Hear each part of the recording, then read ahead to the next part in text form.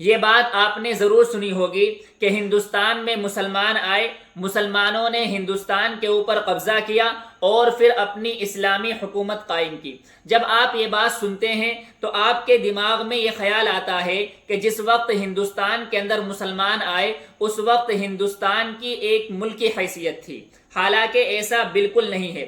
جب مسلمان ہندوستان کے اندر آئے اس وقت ہندوستان کی کوئی ملکی حیثیت نہیں تھی، بلکہ ہندوستان مختلف رجواڑوں میں بٹا ہوا تھا، مختلف قبائل میں بٹا ہوا تھا۔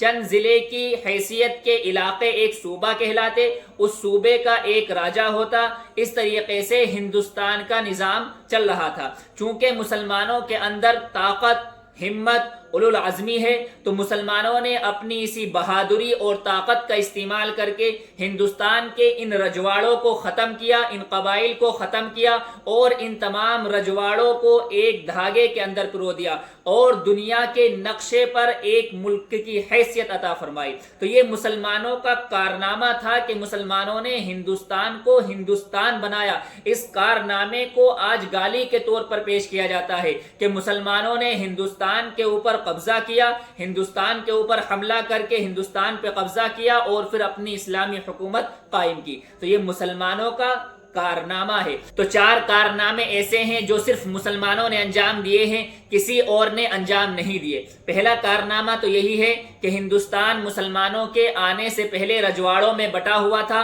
مسلمانوں نے اپنی بہادری اور طاقت کا استعمال کر کے ان رجواڑوں کو ختم کیا اور ہندوستان کو ایک ملک کی حیثیت عطا فرمائی اور ہندوستان کی سرحد افغانستان سے لے کر عراق تک پھیلا دی، اور مسلمانوں ہی نے سب سے پہلے دلی سے حکومت چلائی اور مسلمانوں ہی کے دور میں ہندوستان سونے کی چڑیا کہلاتا تھا۔ دوسرا کارنامہ جو مسلمانوں نے انجام دیا وہ یہ ہے کہ مسلمانوں نے ہندوستان کو ایسی خوبصورت، دلکش اور دیدہ زیب عمارتیں دی ہے جو ایک طرف ہندوستان کی خوبصورتی میں 4 چاند لگاتی ہے، وہیں دوسری طرف ان سے آنے والا پیسہ ہندوستان کی معیشت اور اکانومی کو مضبوط کرتا ہے۔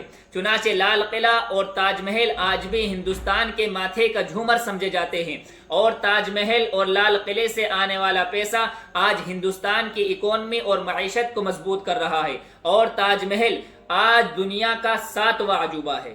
تیسرا کارنامہ جو مسلمانوں نے انجام دیا وہ یہ ہے کہ مسلمانوں نے ہندوستان کی حفاظت کے لیے نئے نئے طریقے ایجاد کیے۔ چنانچہ انگریزوں سے آزادی حاصل کرنے کے لیے ٹیپو سلطان نے راکٹ کو ایجاد کیا، اور وہیں مغلوں نے کئی طرح کے توپ خانے ایجاد کیے، اور ڈاکٹر APJ عبدالکلام نے میزائل ہندوستان کو بنا کر کے دیا۔ تو ہندوستان کی حفاظت کے لیے مسلمان ہمیشہ پیش رہے ہیں، مسلمان ہمیشہ آگے رہے ہیں۔ چوتھا کارنامہ جو مسلمانوں نے انجام دیا ہے وہ ہے ویلتھ پاور۔ مسلمانوں نے ہندوستان کو دنیا کا سب سے امیر ترین ملک بنایا۔ چنانچہ عالمگیر رحمہ اللہ کے زمانے میں ہندوستان کے پاس دنیا کی آدھی سے زیادہ دولت تھی۔ وہ کوہ نور ہیرا جس کو انگریز اٹھا کر کے لے گیا، ہندوستان میں مسلمان ہی اس کو لے کر کے آئے تھے۔